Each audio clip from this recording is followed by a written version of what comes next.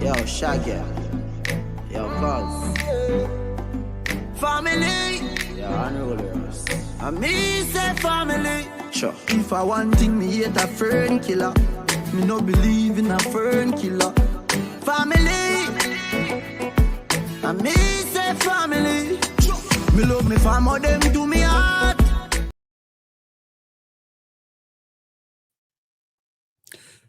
Okay, Jessica. What up? Man, we've been doing this for a while. I Mhm. think it's time for us to get real. I thought I'd been real. Yeah, but I think now it's time to really kind of open up the doors Okay. and really be authentic and heartfelt Okay. about some things. Because I know when we started this podcast, we did have an element of it that we wanted to reach our community. When I say our community, I'm talking about Black community. Blackity black. Mhm. Right. But I struggle with that Why? because I think it's very separating and separative to focus on one race when we all human. We're human. Yes, we're all human. But why can't we just focus on us? On us. That's it. Why? What's wrong with that? You said separatists, but what's wrong with that when ain't nobody else doing it? I believe it makes us weaker. I believe it makes us weaker when we, as let's just say a country, have splinters within the country. We're a country and we want to defend our country, but we have civil war in our country. How are we going to defend ourselves from foreigners who wants to destroy us, who hates us, when we can't even care for ourselves as a unit, as a whole community? Why do we have to have little separate entities in order to be able to take care of ourselves? So I hear that and I understand that. I hear it in the same way that I hear reverse racism. It's like one of those things that people say that just really don't exist, right? So Right. you're saying, why can't we just include everybody? Well, we as the Black collective, we wanted it to be that way. We did not I agree. create these conditions. This is a Right. response to I the agree. conditions that were created I agree. and placed upon us. So when it I comes agree. to us looking out for ourselves and ourselves only, you Black first, well, it's because nobody else has looked out for us. Nobody else had your mindset that we all human. No, I agree. I agree with that because I do believe we are very accepting people. Too accepting. Yeah, for the most part, we're accepting Yeah. people. But we've had to put our defenses up. And I wonder, and I get it. No, I do not want to take away from the mess that our forefathers, white folks, let's be real. Right. I do not want to take away from the mess that white people has done Correct. historically And we can to continuing. us. Continue. And continuing in some stages for sure.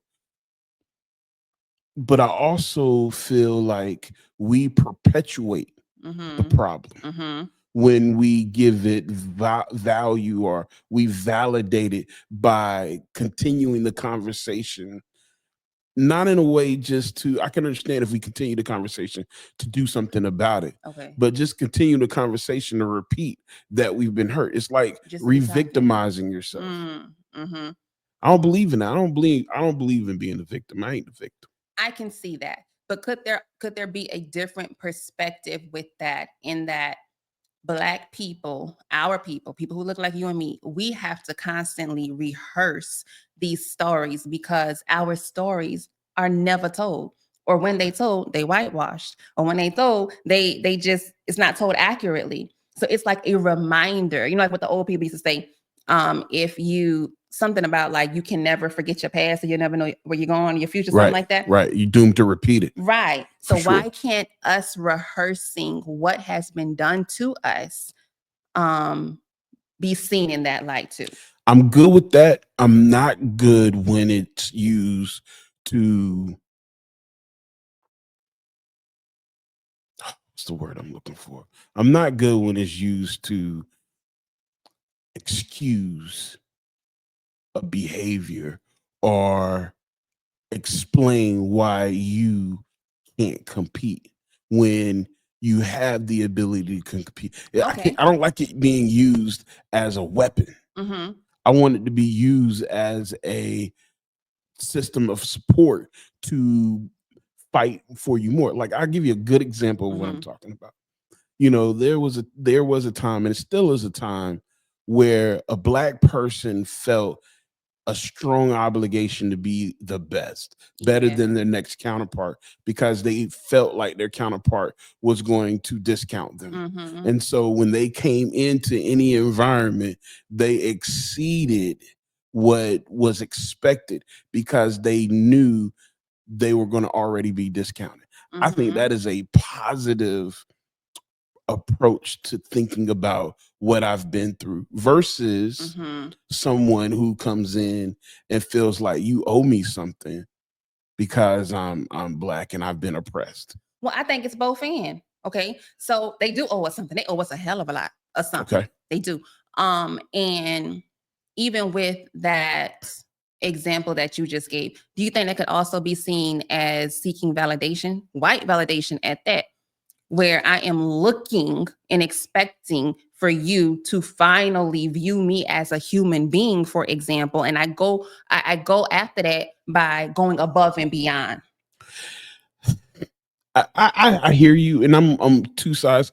I think it's that way if you're waiting for them to tell you everything, tell you what to do, tell you how to move, all that good stuff. But when it comes to, I'm going to demonstrate to you, I know my value, I have value, and I want you to be able to see it, then yes, then Okay. I'm all in for that. And I see that. I definitely say that's a major distinction, yes, from what I was saying. And I believe that we have done that all throughout history. For sure. All throughout. And they have continued to dehumanize us. Right. Continued. So, like, even when we consider, and I hate using, redundant examples, but the Tulsa Race Massacre. Okay, that was essentially what you just said. Okay, that was Black actual excellence. We be throwing around that term, and it ain't even excellent. But anyhow, that was Black excellence, where we had all of these jobs and schools and systems in place for us. We even own banks. For us, by us, right? For so sure. we were doing that very thing. We were saying, we don't need y'all. We good. We minding our own business, taking care of our babies, living life. We good. And what they do? They came and they massacred over what was it? A little girl claiming that a Black boy whistled at her, and they called that sexual assault back then. For real? Right. So we've demonstrated that. You think that'll happen again today? Absolutely. It just changes form with us. So they don't bomb communities any longer, but they may, well, hell, removing this DEI stuff. Hell, that's always a form of it too. Right. So yeah, I don't think it's gonna ever go away, no matter what Or we kill do. us with smallpox. Oh my gosh, don't. Yes. Right. Yes. Tuskegee experiment. Right. Yes. So I get it. So it is hard to trust those who have hurt us and hurt us in ways we don't even know. But when we do find out how they're hurting us, it's hard to trust someone that you know that they have such a hatred. Fool to trust that person. Okay, so then what do we do? Because once again, you put us, it's a catch-22. You get us into a situation where we have to be so careful that we end up feeling paranoid and can't live our life. That's true. Because we got to be so careful. And then on the other side, you can't, and then you get ostracized for being weak. Because see, I have a lot of white counterpart friends, and they'll not underhandedly, but they'll, in their undertones, make it seem like Black people are just lazy and weak. Correct. They believe that. For sure, Yeah. 100%. Yeah. Like to all my white counterparts out there that think that white people, that black people are lazy and Word. just whatever, just ignorant or whatever, that A you don't lie from understand. the You have no devil. clue. None. You got no clue what's going on. None.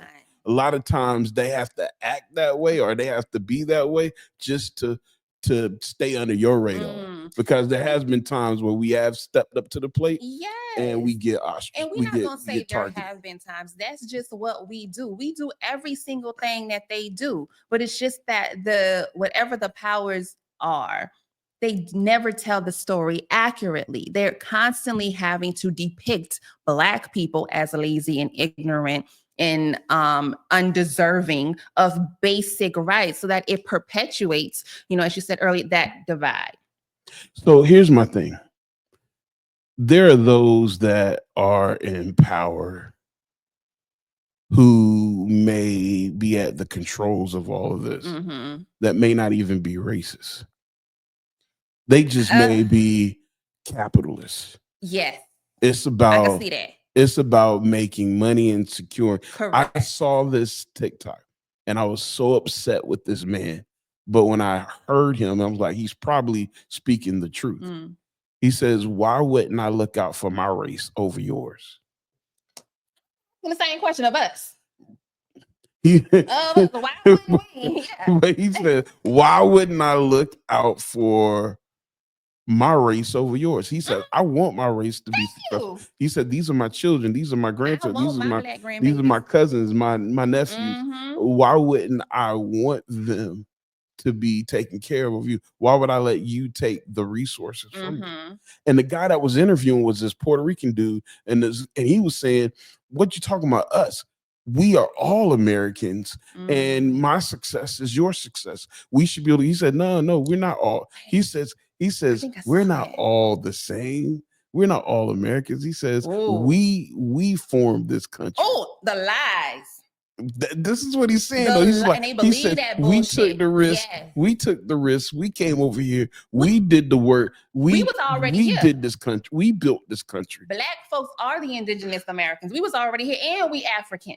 Yeah, but see, they ain't looking at it if you just hear. They talking about how they conquered the land. They conquered. How you conquer something and you claim it? We built it when it was already flourishing. Ain't nobody take it back. Here. Ain't nobody take it back. You conquered it, yes. So they conquered it. They conquered it, but it is not theirs.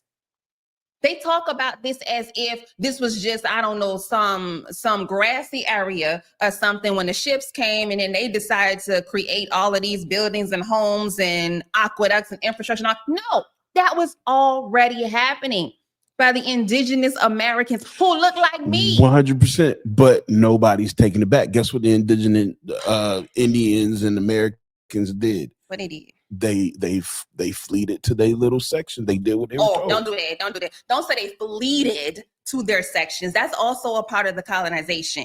They destroyed these people, our people, some of our people. Destroyed. They killed them. I get it. I get it. Forced them into those reservations. Yes. That was not a choice. Yeah. No, I didn't say it was like, okay, I get what you're saying. No, it wasn't a choice, but it's what, 200-300 years, 400 years, how many ever long it's been, and guess what? We're still here. We are, yes, and yeah, they are too.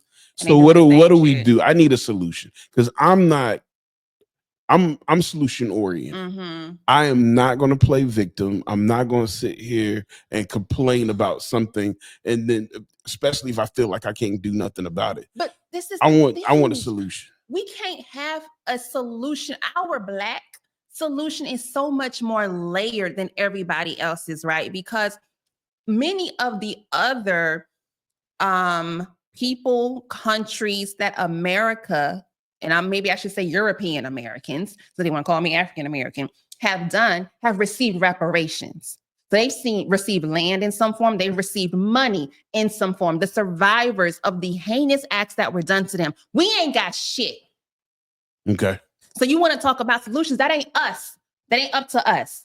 Because the Japanese. You think European Americans just felt bad for Indians and said, "Hey, we're going to give you some land, no Absolutely not. taxes." I don't think they feel What bad did for the Indians nobody. have to do then? How did they get it? I don't know. I do not The know. little bit, and I think it's really a slap in the face to give It's 100% them a slap in the face. give them a little land and tell them, "Oh, and we ain't gonna charge you no taxes, but as Ooh, long as you stay on your land, your yes, reservation." yes. But that's another whole conversation. I can't fight their battle because they at least Mhm, they did better mhm. than we did. It was I like mean, but they did got some they? land. Did they? A little bit better, yeah. I mean, where do we have? What happened to our 40 acres in a mule? So believe it or not, we did get it. We did get it, but then they took it back. Oh They yeah, did. There's this book I'm going to put you on to where it talks about that. But yeah, to your point, why don't we have anything to show for? Because they ain't giving us reparations. That's a conversation that's been going on since my grandma was young. Or instead of us fighting for it, we just want to be accepted. I And I think have an we've issue I with think that. we've been everything that comes out of my community when it comes to the complaint is it's almost as if the complaint is all we want to be is accept. We just want to be accept. Like I truly believe we forgive everything if you just make us equal. We've been wanting to be equal Equality, for a long yes. time. That's all we talk about. Yes. Equality. Yes. And That's all we wanted. So but you have this conversation about it's just one human race.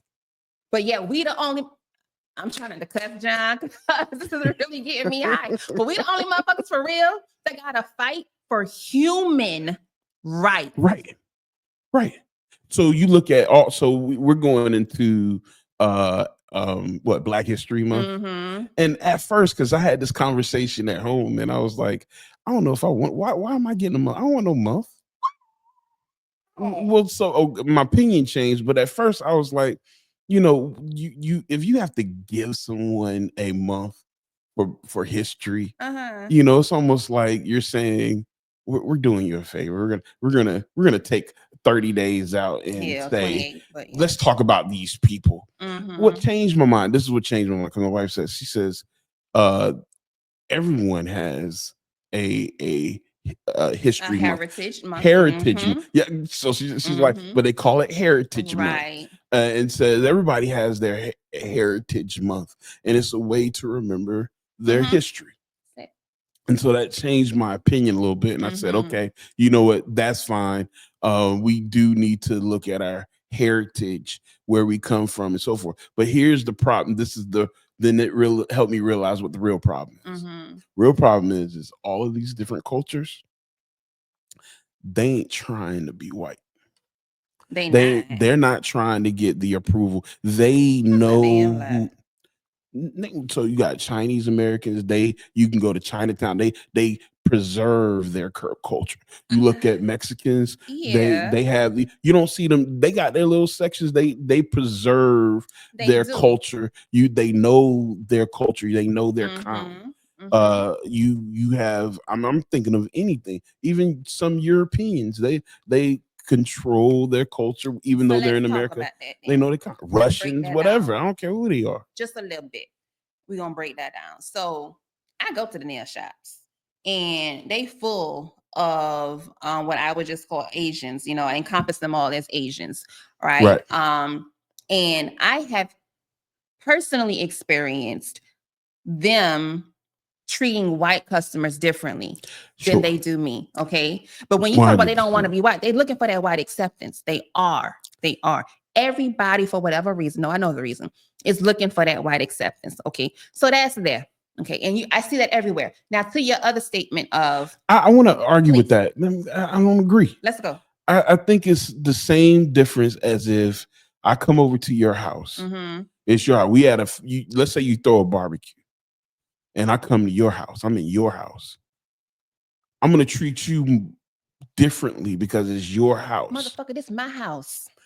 This is my house. I hear you. I hear you, but if you're talking about better. If you're talking about, so let's think about what's going on now, like with Trump talking about kicking out illegal aliens. America can start tripping. No, but hear me out. America can start tripping. They can say, you know what? Because there's people from all other countries who tried to come to visit America. They talk about Mexicans, Mexico and stuff, but every country, thousands and hundreds of thousands of people are trying to come in. So even Chinese Americans know, like, if they want to have their aunts and uncles and stuff like that to come visit or to become citizens, they can't start a war. They can't start picking with the people who's behind the helm. So of course they're going to give them a little bit better treatment. I think our issue is different. Our issue is different because here's the issue. I'm gonna say this. We feel like, or at least I feel, let me stop saying we. I feel like I don't have that. I'm not looking to play nice so I can bring my brother from Africa over. Right. Because I don't have that. I'm playing nice because if you don't accept me, if I'm not considered family to you, the culture you gave me, what does it mean? Because most of the culture that we have started from our colonizers who brought us over here. They taught us about religion. They taught us about dress. They taught us about whatever that we know as culture. They've taught us. And we got to touch on it, right? And that's also touching on your earlier statement about why the Asians, you have little Chinatown, little Koreatown, right? Why you have communities where it's heavily Latino and Latina. You have all that, but you do not have that where it's us. Why don't we? Because we didn't bring any of that over. No, we were taught. We brought it. They stripped that shit away from us. They beat it out of us. They were violent towards us. Yeah. Toby. What's your name? Right. What's your name? We Toby. did not even keep our names. So no, it is not as if this shit just went poof, be gone, according to the accounts of Black people. No, they stripped it from us. They're not doing that to nobody else but us. Everybody else gets to come over here and just gets to live and be them and hold on to their cultural norms, right? So what do? We fight. I mean, everything we tried that. We did. We had several rebellions. Yeah, we did. Yeah, we tried that. I get that, but that ain't working. The unfortunate truth, and this is unfortunate for me, Major Secret to have to acknowledge, is that we need them. That's what I was trying to say. I think we do, but guess what? They need us. We've been knew that though. They need us just as much as we need them, and it needs to stop being they and them, and they need to accept white folks. I'm talking to y'all. Y'all need to see us as brothers. Right. We are alike. We Black Americans and white America. We shouldn't even call it white and Black America. Right, call it's all American. That's white or black. We need to merge the name. Why I gotta be that? Or is it like that in other countries? Are Germans or Black Germans or white Germans are are they just Russians? Are they just why we gotta be separated? So I'm about to piss you off. Oh damn. I am. I think white America need to adopt us as family. I don't even like that. So hear me out. Peep what I'm saying. You gave us your culture. Adopt us. Just hear me. I'm trying. And then you can get as mad as you want. You gave us your culture. Whether it was bad intentions, whatever the intentions were, too late. You gave us your culture. You gave us our identity. You made us a part of this country, and you can't stop it. It's not like you that go back to Africa nonsense, right? You can't stop it. We're here to stay. So you got a choice. You can keep fighting with us, which they will, or embrace us and say, you know what? Let me adopt you into our family. We are okay. Remember that story from what's his name? Dr. Seuss. Stitches, stars and stitches with stars. So he wrote this child story about these creatures called stitches or whatever. And half of them had stars. The other half had no stars. They all looked the same, but one had stars, one's didn't on their belly. Guy came into town because the stars treated the non-stars like subpar, right? And so this guy came in town and said, well, I could put stars on all y'all bellies. So all the non-stars went through this machine and got stars. Yeah. And so the stars got upset because they're like, we can't now we can't determine the difference between us and them. So they go to the man and they pay him to take off all their stars. And now they don't have stars and they're trying to still separate themselves. They're fighting to keep themselves separate until they were broke. Bruh. And and then by the time they did it, they were so confused. They didn't know if the stars were the stars and the non-stars were the non-stars. They couldn't separate. They were just so interconnected. They don't know which one is which. And so the story never tells you what happened once they were all confused. Only thing you saw was the guy with a pile of money leave. All you saw was the guy with a pile of money leave. So you don't know if they ever sorted it out. And I think we've gotten to that point. I think our culture, our history has so entangled between us and white America. And I'm not talking about any other culture. I'm talking about us and colonials, us and them. We have our cultures have intertwined every way except for the color of our skin. Every way but the color of our skin. And even the color of our skin, because a lot of us have a lot of white and black in us. They did some bullshit too. Right. Oh man, I have family members that are really high yellow. Real high yellow. And they talked about that's the term that's only in our community. Right. Yellow. Yeah. But they talked about how I have a Aunt Karen. My Aunt Karen, my mom would tell me a story about her. She is very high yellow. And she would tell a story how they got on the bus one day. And Karen was sitting like a couple of rows towards the front. And my mom and my cousins, who were darker skinned, was sitting close to her, but not right on her row.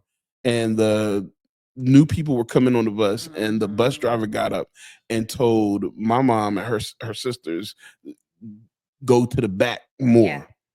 But he didn't say anything to Karen. Now Karen started getting up to walk back. He was like, hey, you don't have to go back. And she said, yeah, I do, because I'm black. And then she turned around and she walked back. How old is your mama? My mom's in her late 70s. Late 70s. So this is people that are still with us today. Right. That experience that nonsense. Right. For sure. Yes. For sure. And so I think it's idiotic. And I'm going to say that. I think it's idiotic for white and black Americans to not be family.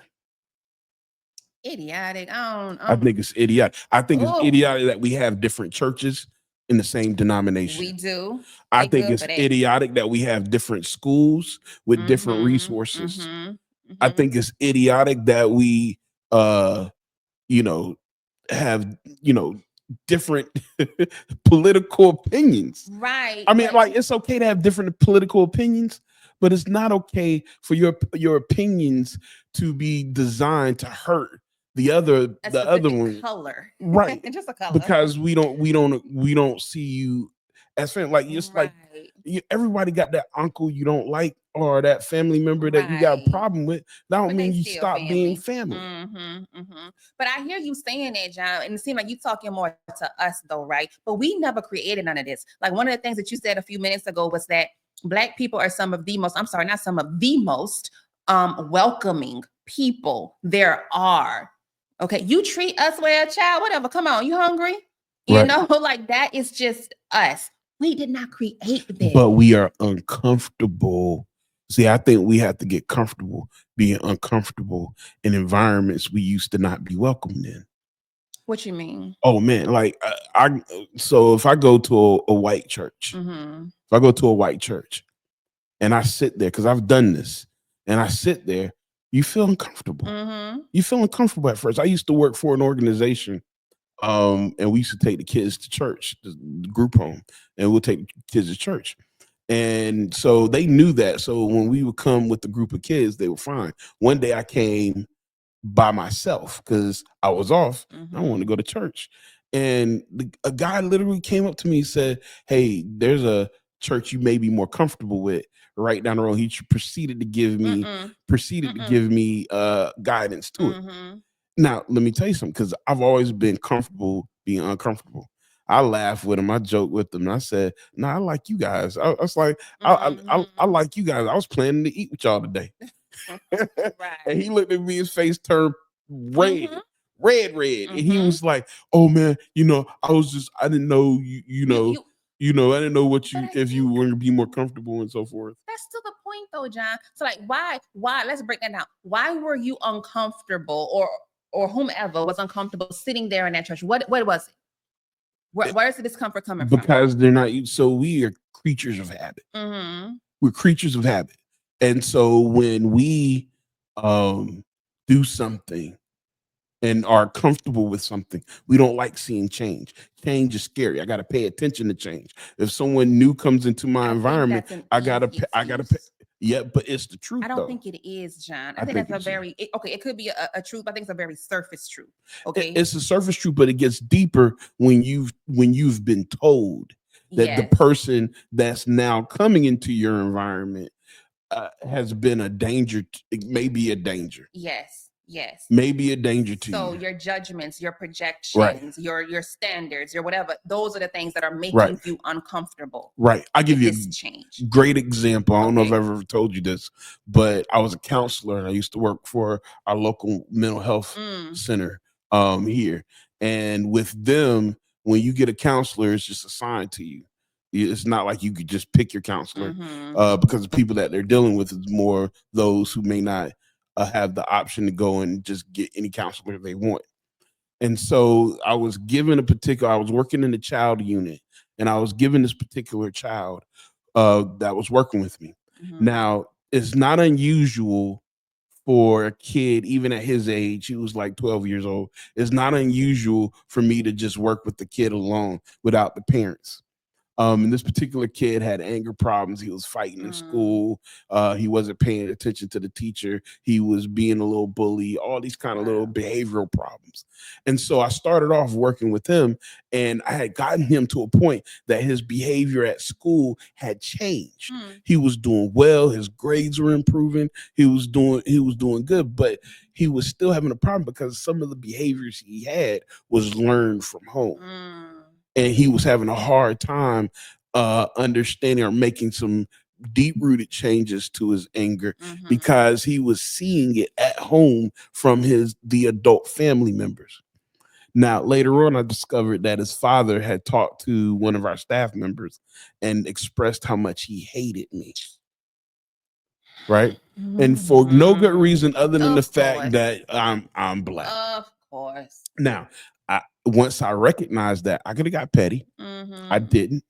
So what I did was I started encouraging the father to come into the counseling session. Matter of fact, that's why he originally got mad, because I said, I want you to come into the counseling session. And he resisted because he probably knew I was going to start encouraging him to change his behavior because it was influencing his son. Well, it got to a point that he ignored me. So I confronted him and I said, "Hey, listen, I know you don't like me, obviously. Now, me and your son have been working well, but you refuse to come into the counseling session. So one of two things are going to happen. Either you're going to come into the counseling session, or I'm going to transfer your son to someone that can work with you and him." Y'all both need help. Right. And so he's looking at me. He ain't say nothing. I'm thinking his son ain't going to come back. But whatever his son said to him changed his whole perspective, because his son came back like I saw him pop back on my schedule. And so when they came up, I was like, "Hey, yo, I'm ready to work with you, but not without your father." Right. And his father, red face and all that good stuff, like, "I'm here." He came in very grudgingly. And we had a session, and I started pinpointing areas where his son was having challenges that may be related to his own issues. And I was able to help him realize in the counseling session that his anger was being put on his son, and his son was responding. Now, after working with him several times for the next 6 months, with him and his son, his whole demeanor towards me changed. And we got to the point where they had pretty much been healed. We're closing out this session. Mm-hmm. And he comes to me and he tells me this. He says, I have to apologize to you. He says, I was angry with you, not because of you, but because I was taught to not like you. Make that make sense though. His culture has always been skeptical of Black people. Skeptical is one thing, but taught to not like you is something else to me. Right. And especially if your child is coming to this Black man, like, why do you just not like this Black man who is helping your child? Why are you holding on to, I was taught? You're a 50-year-old man. But see, they were taught that we don't have the same values, that we don't believe in the same way, that we're just heathens, lawless individuals, that they had to give us God, that they gave God. We made it from whenever the boats brought all of us over here to 2025 just being heathens, huh? Somehow it just makes sense in y'all's minds. Like, we go to school and get nothing out of it. We go to work and get nothing out of it. Like, that's how y'all think, for real? But here's the beauty of it though. He says, you've changed my perspective. I'll never judge someone without getting to know them first. Whether he did that or not, but I think that's what we need. Mm-hmm. I think we need to invade, and I ain't talking about in an angry way. I think we need to invade our brethren's space. I have a question about that. Why is it that we gotta always say not in an angry way, not in a violent way, but they get to have January 6th? Mm-hmm. Mm-hmm. Why we gotta always do that, John?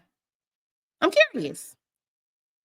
Why can't we be angry? They get to be angry. That's a part of being human, though, right? It's a part of being human. We are asking to be human, but yet we have to deny ourselves a very, very human emotion and then even maybe reaction. Somebody got to be rational, though. Somebody got to be rational. I'm with you. And you're right. But think about this. The force is going to take so you're right. In any relationship, especially in any battle, the person who has the power is the one that ends up being the one that can wait for the other person to make all the adjustments. The other person has to make all the adjustments to the one that has all the power.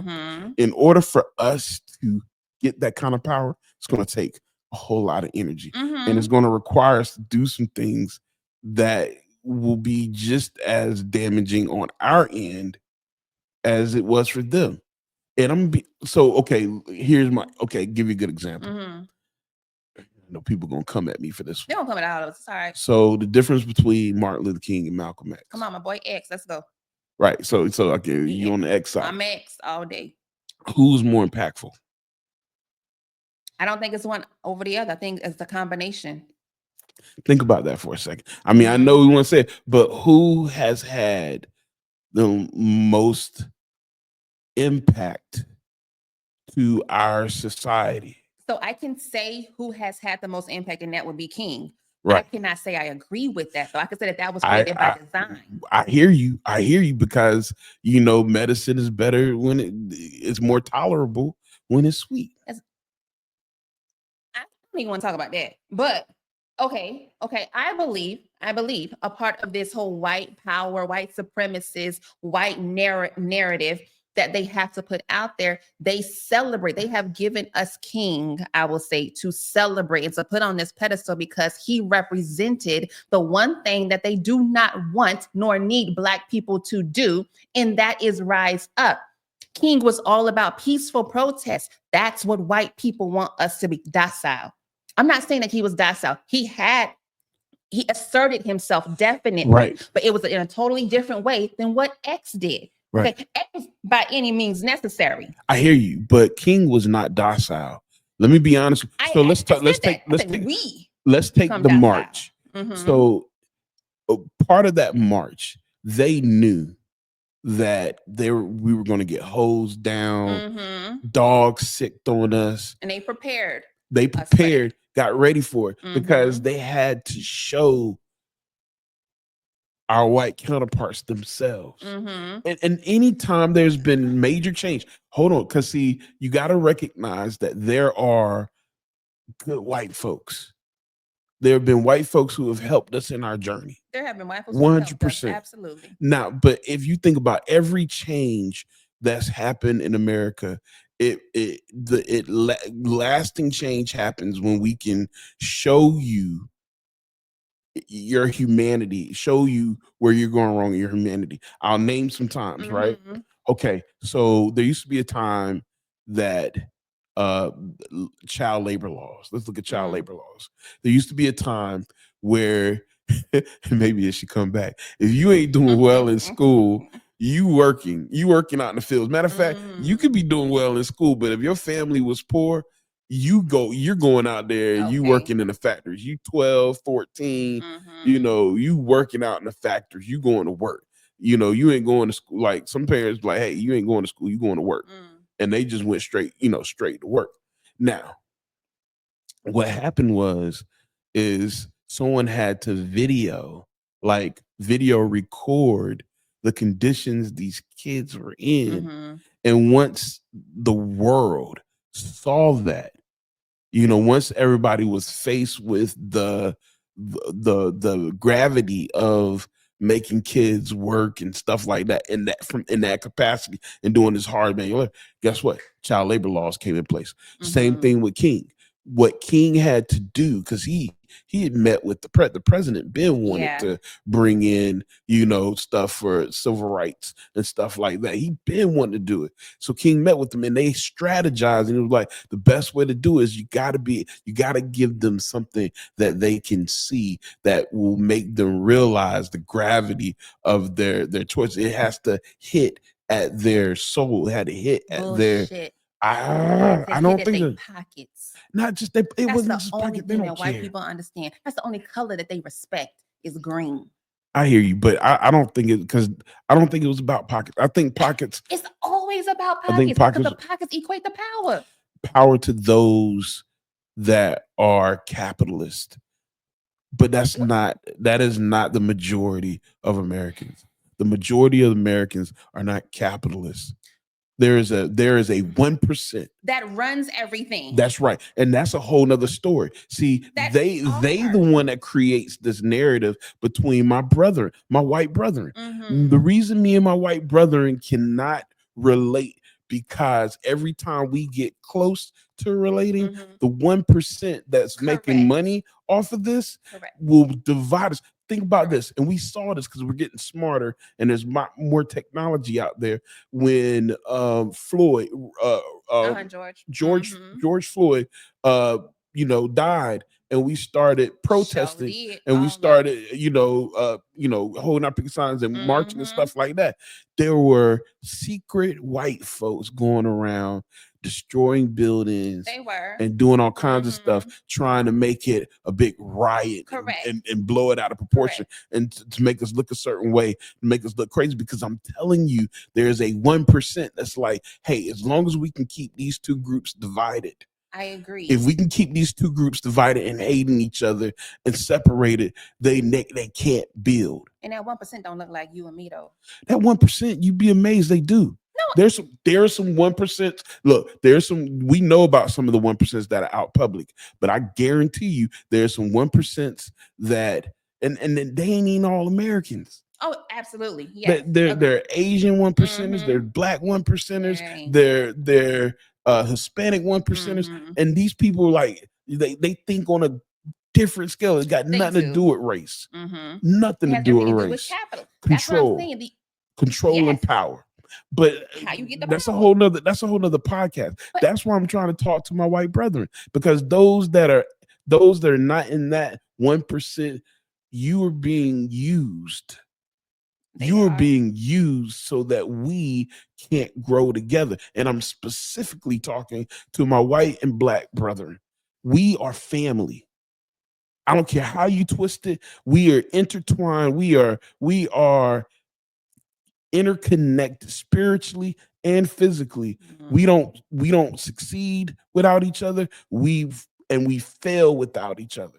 So how can you expect a white brethren to accept that message that we succeed and we fail together when they've been doing it all alone without us? We got to intertwine. We got to connect. You got to get in my space and I got to get in yours. And that's what King was saying. We got to hold hands. But my question We got to hold hands. more so for all of these white, I'll say executives, these CEOs and stuff like that, who are incredibly successful, who grew up quite possibly, which I believe the majority of them did, very similarly to that young man's father who you were the counselor of the mental health.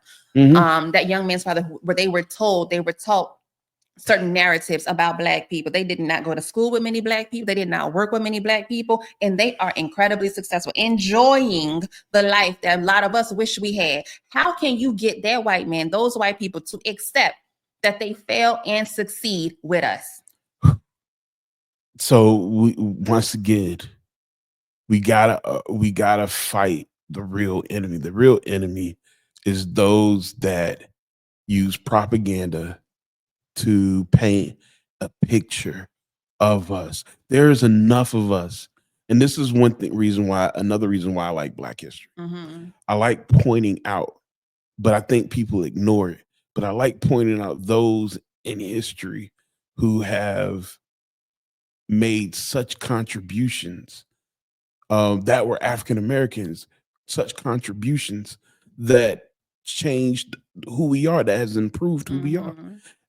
But I think it has to go beyond 30 days, not even 30 days. I agree. I mean, has to Black go history beyond is every day. Right. Like, we are literally American history. Right. Once again. And I think we have to enter, and we are. I see it all the time that, but it's very slow. There is some interaction, but I'm gonna be honest with you. And this is, oh man. I'm gonna piss you off again. Again. So you look at the epidemic in the hood, where there's a lot of drug sales, a lot of, low income people who, maybe live off the system, right? And you look at those and you're like, you said, how do we show a difference?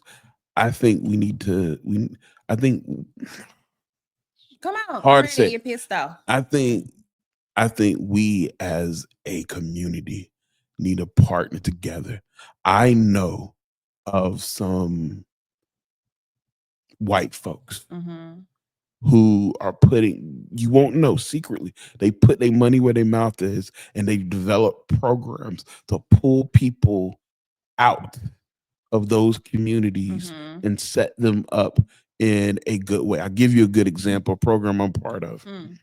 Give me if they may be like, hey, I don't want to be associated with this conversation, but program called Hatch here in this community. Some of my white brethren decided, and they put their own money. I'm talking about investors, and I'm talking about big money. They ain't looking for clout. They ain't looking for, recognition. You'll never know. You'll never know who they are. They'll never say anything. But people, you'd be amazed if I name dropped, have put huge amount of money in developing a certain niche. So you think about our community where we have young people who maybe don't go to college, and maybe they're working industries like food and blue collar work, stuff like that, but don't have the skills to navigate these entities where they can at least work their way up to middle management or be able to make money where they can support themselves. They always stay at this, very low level work. So what they've developed is created this job training, private job training. They accept any young person in between the ages of like 18 and 25. They pay them. They train them. They bring in counselors. That's kind of where I know from. They bring in counselors. They got a full chef that teach them culinary art skills. They get people from the banks, from the community, from all different walks of life that comes in, and they just do job training for like 6 weeks. Okay. And then after 6 weeks, actually 8 weeks, so 6 weeks, then they shadow them. They got partners. There's partners all around the community that'll let them come in and work with them for 2 weeks, like an internship. We treat it like it's a college. Right. They do a 2-week internship. And then once they do that, they either get placed at where they were working or they find them a job. Okay. And then for 2 years, they're tracked by a person who helps them navigate the job world. This is a huge orchestration. That's amazing. With huge money, and they're making a difference. They've already had 100 kids come through this program in the last 4 years, 4 or 5 years, right? They've had no investor, like no, they coming out their own pocket, right? So those are the things. See, because I know that it is possible. Those are the things we need. We need that, and I 1,000% agree with you. And I have even, it's interesting, I've even said that if I could, that's a program that I would love to initiate. I'm glad to hear that it's already going. Okay, cool. But to your point, and I think even to my point, it's not enough. It's not big enough. Right. It can't keep being done in secret. And so I think that's kind of also kind of the white supremacist way. No. The reason it's done in secret is because there are haters, and I truly believe 1%, that when they will come in, and I've done good things publicly, and then they get destroyed. And I understand that. When you do things publicly, people go out. There's always someone. Yes. There's always haters, and they'll go out and they'll try to find a way to destroy it. So you do got to keep it secret, and it's not secret like people don't know about it because it's being promoted. It's just not being blasted as if, oh man, this is changing the world. Right, but when it comes to combating the foolishness that's out there, combating like what these children and these young people and just people, period, are inundated with on every single level, every single day, we need something else just as loud. Right. So what I think needs to happen is our government needs to stop trying to play this role. I think our government tries to play this role. Instead, our government needs to go back to protecting us. When did they?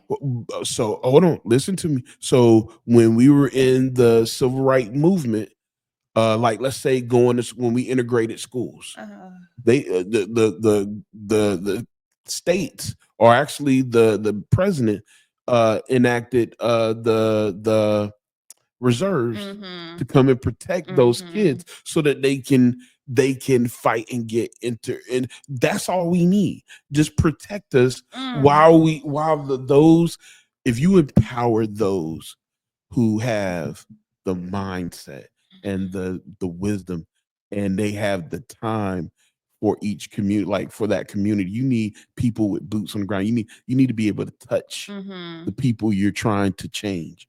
You need to touch them. So you need people who are on the ground. It can't be from the White House. It needs to be people on the ground who is like, hey, okay, we see the damage. Let's start working it out. Let's start communicating on a personal level. But we also need to be protected. The government needs to protect us while we do it. Yes, we have to have real protection. So I think these little, what I will coin crumbs of protection, is some bullshit. And so thank you for protecting the Black child who integrated, the schools. And I think what University of Alabama, it was major, Forrest Gump. I love that movie. Anyhow, but and they had the troops there to escort this young lady into campus. But she dealt with some bullshit in class, a lot of hate. So where's the protection? And so I'm saying we need real protection, not just a spectacle of it or what makes people feel, oh, okay, they're doing something. No, that few steps into this building, yes, armed guards or whatever, that's not enough. Are you going to hold these white people responsible for what they are doing to me while I am here? Right. What they are doing to my parents? In our communities, just because I integrated, that's the type of protection that we need. And we live in a time now that we can do it, because I see it, but I see it for some foolishness now. The protection now, Okay. I mean, I was watching this TikTok this morning, man, and this kid called the police on his mom because she spanked him. So the cop pulls him to the side and said, so the mom explained, she was like, he's been cutting school and hanging out with his friends smoking cigarettes. And when I found out, I popped him and put him on restriction. So the cop looked at her like, oh man, you hit him, you did hit him. So he pulled the kid to the side and he's like, okay, your mom hit you? He said, yeah. He said, what did she hit you with? A belt? Where did she hit you? On my butt? How many times she hit you? 3 times. He said, has she ever done this before? No. And he's looking at the kid. He's like, so you telling me that your mom was disciplining you because you skipped school and was smoking cigarettes? This is her first time having to do this. She popped you on the butt 3 times with the belt. She didn't use her hand or her fist or anything like that. And he was like, yes, that's exactly what I'm telling you. And he looked at the mom, he says, here's your belt back. You finished the job. Right. And so I think what's happened though, but I mean, you think about all the stuff that's being posted on social media that is like foolishness because people want their rights for foolishness. Yeah. You know what I mean? Like I think it's, you call me whatever you want to call me. It's foolish to think you gonna have to tell someone they a cat and you gotta act like they a cat. Word. That is stupid foolishness. And even the person doing it knows it's foolishness. And so it's been used. We have the ability, because I see it every day on foolishness, to really protect those who are really trying to make some change. We need to turn that same energy, we need to turn it into the energy to really incorporate all of our people into one. And I agree with that, but that to me still, I don't believe that it is Black people's responsibility to police white people when they are the ones who started this stuff. White people must hold their own people accountable for how they respond and how they respond to us and what they think about us, not us. I'm tired of everybody. Well, no, hold on. You're right that white people do need to be a part of it, but I don't think that part of it. We need to lead it. No, because how you gonna lead something when you don't know what that's like the blind leading the blind. You can't lead something you can't. Yes, they may have started intimately what it is to think like a white person. They know intimately what it is to feel threatened by Black presence. Okay, they know intimately what it feels to not like competition. So yes, it is up to you. Like I said, with that example of that young lady who integrated University of Alabama, she dealt with bullshit from white students. So it needs to be white students holding those other white students accountable. You're wrong. Okay, so I agree with you there. I agree with that. There needs to be a voice from their side. But I think it's going to require all of us together, all of us being able to sit down together and say, hey, let's work this out. Like, I need to be able to hear the white counterpart's problem with me, even if it doesn't make sense. Like, I'm telling you, until I heard what that guy's problem was for me, I didn't understand him. But once I understood it, it took literally a 2-minute conversation to change his life, to change his world. But I had to understand where he was coming from just as much as he had to really, truly understand where I'm coming from, because that's where the solution is. I still feel like we got to do too much. I'm tired of that. I'm tired of it always falling back on Black people when we never started this. We ain't asked for this. We ain't asked to come here. We ain't asked them to do none of this shit that they've done to us. And now we got to be responsible for fixing. That's a lie, John. But we're here. Yes, we're here. But stop talking to us. We are here and start talking to them. Okay. So then let's talk to them. Like I'm saying, all of these solutions that needs to be for them. You all hold your people responsible and accountable. And then we need to do that for our own. I'm down. Look, I'm ready to have a conversation. DM me. I'm ready to have a conversation with my white brother. You want to incorporate, you want us to be family? You down for us being family? I'm down too. I want to see where we change this narrative of Black and white. It needs to go beyond a conversation. Black and white. Matter of fact, it should just be, we got to come up with another name, because truth be told, color is a spectrum. It is, but we got the greatest. Color is a spectrum. Like we all colored. No, we not. Uh, Don't do that. Okay, I get you there. Can we have some? I mean, damn. Like I hear you. Okay, so but here's my point. I don't want to lose the forest looking at a tree. Here's my point. We in the boat together. We are all in the boat. Are we though? Yes, we're all in the same boat. I don't care if your side of the boat got cushion and mine don't. We all headed in the same direction. Are we though? We are. Where else are we gonna go? Where else are they gonna go? The only thing they can do is separate. But where they gonna go? Is there no more land out Look, there? they tried. That's why they going out of space.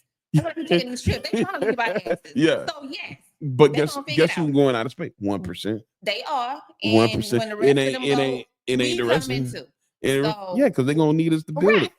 They gonna need us to It's still gonna be a problem. Yeah. So, but here's my thing: we in this boat together. We ain't going to. I don't care how fast you try to pedal away from us. We still in the boat. We still coming. We still gonna make it to the island together.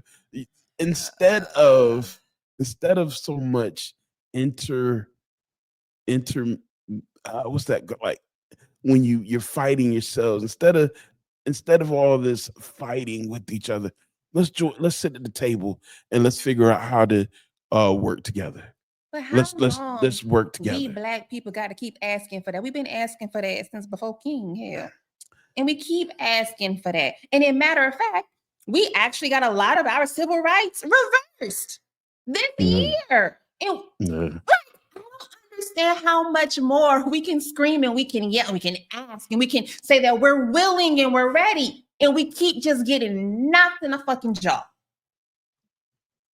As I'm saying, like, yeah, like my stepdad told me, with us. he's like, you got to duck. You better duck.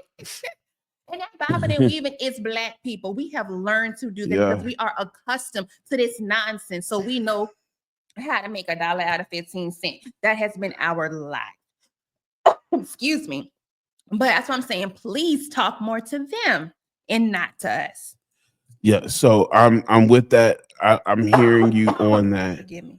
And I am. I'm actually. This is me talking to everyone because we got to have this conversation. I want to sit down. I want my white brethren to stop talking about us as if we ain't you. We ain't in the same boat as you. Stop talking about us as them people. Them people is your people, whether you like it or not. And I'm gonna say to us, we gotta get comfortable. We gotta get comfortable with them being uncomfortable. We gotta get in their space. I end my story like this. I love my family. I got one of the dopest families there is, man. We're probably 100 and something strong. But anytime you get a real big family, you got those who are in the in group and those who are out of the in group. And you can feel it when we have family reunions. Sometimes the ones that feel like they're out of the family just don't even show up. But you can tell anytime you have a family reunion, those who come who may not be or feel like they're accepted. But something I noticed that after a day or two of hanging with us and being involved with everything that's going on, that feeling drops away. And then we start to feel loved and accepted. And that separative feeling goes away. To all y'all out there, we gotta get comfortable with each other, and we gotta allow each other to bond, heal, interact, and find a better way for us to live as one. If you're down for that challenge, hit me up. like, subscribe. I really want us to get real in what we're doing here. And I hope that we can do that. All right, look forward to hearing from y'all soon.